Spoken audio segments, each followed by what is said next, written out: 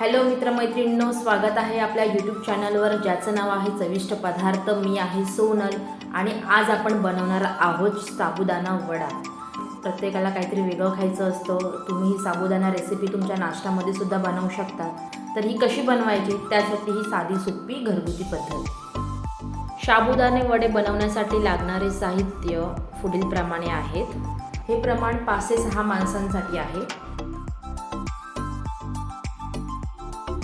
4 ते 5 उकडून घेतलेले बटाटे मध्यम आकाराचे, शेंगदाण्याचा कूट 1 वाटी, भिजवलेले साबुदाणे आहेत इथे, माणसांच्या अकॉर्डिंग साबुदाण्याचं प्रमाण राहील, कोथिंबीर, जिरं, मीठ, साखर आणि मिरचीची पेस्ट। साखर ऑप्शनल आहे, जर कोणाला तिखट आवडत नसेल तर साधारण गूळ। कृतीला सुरुवात करूया। मिश्रण एकत्रित करण्यासाठी इथे मी कढई घेतली आहे। जर तुमच्याकडे घरामध्ये मोठं परात असेल, थाला असेल तर तुम्ही तेही घेऊ शकता। तर एका कढईमध्ये मी साबुदाणे घेतलेले आहेत, 4 ते 5 उकडलेले बटाटे,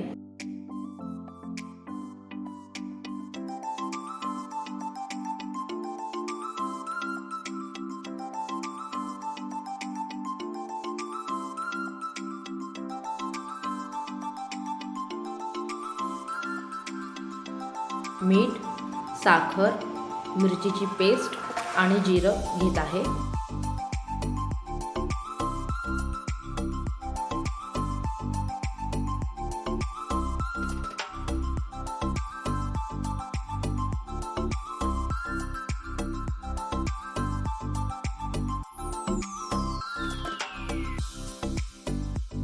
आता यामध्ये मी कोथिंबीर घेत आहे।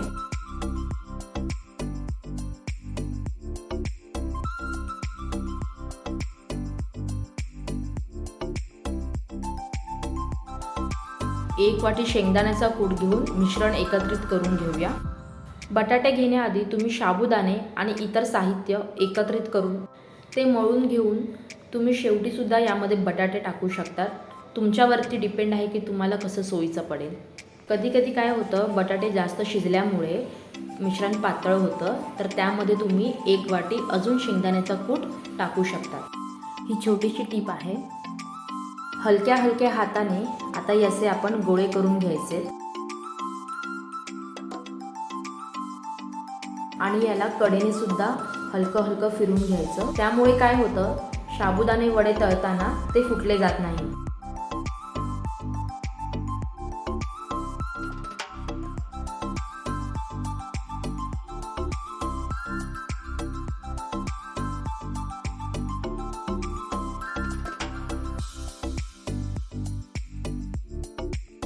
अशा प्रकारे आपण सर्व साबुदाणा वड्याचे गोळे करून घ्यायचे आहेत।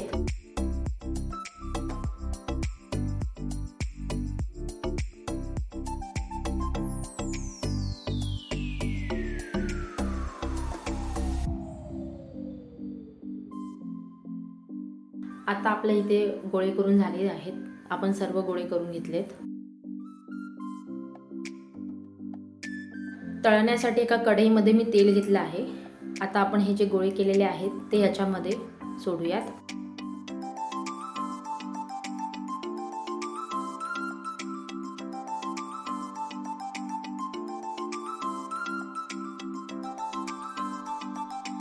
हे 2 मिनिटांनंतर आपल्याला पलटी करायचं आहे। येथे मी सुरीच्या मदतीने हे पलटी करत आहे। काही वेळा दोन्ही बाजूने आपण जेव्हा हे पलटतो तेव्हा ते चिकटलं जातं, त्याच्यामुळे मी इथे सुरीची मदत घेत आहे।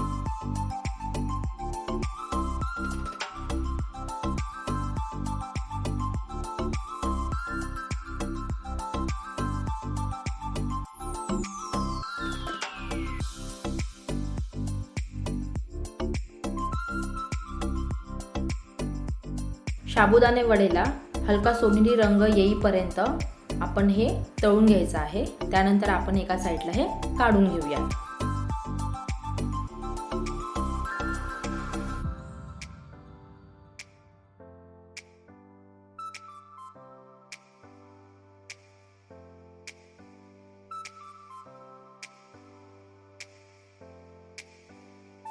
अशा प्रकारे इतर साबुदाणा वडा आपण तळून घेऊया।